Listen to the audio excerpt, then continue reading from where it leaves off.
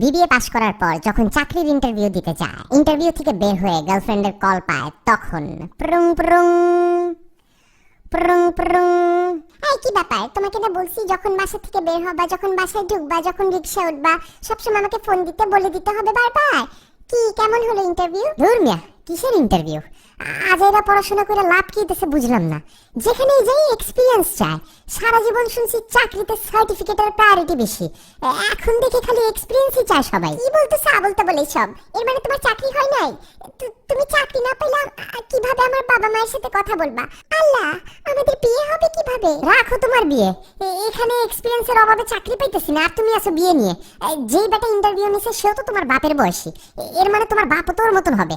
তোমার বাপের কাছে গেলেও তো আমার জিজ্ঞেস করবে, আমার মেয়েকে যে বিয়ে করতে আসছো এক্সপিরিয়েন্স আছে আগে? কি তুমি আমার বাবাকে নিয়ে মজা করতেছো? ছোট লোক একটা। চাকরি করে তো বড় লোক হইতে চাইছিলাম, কিন্তু এটাও তো এক্সপিরিয়েন্সের অভাবে আমাকে ছোট লোকই বানায় রাখতেছে। আমার দোষ নাকি? এক্সপিরিয়েন্স না থাকলে তো মানুষ চাকরি দিতে ভয় পায়। এক্সপিরিয়েন্স ছাড়া তোমার বাপ তোমার সাথে আমার বিয়ে দিবে কেমনে?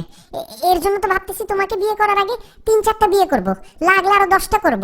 যত এক্সপিরিয়েন্স থাকবে তত আমার সুবিধা বাড়বে। এই ছোট লোক, চাকরি আর বিয়ে এক জিনিস নাকি? কি বলতেছ আবল তাবল এসব? আরে রাখো তোমার আবল তাবল কথা।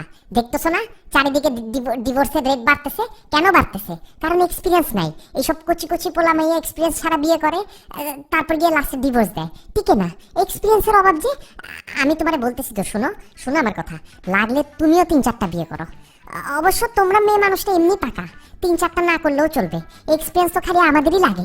রাখি আমি, অসহ্য লাগতেছে তোমাকে, আহাম্মক একটা।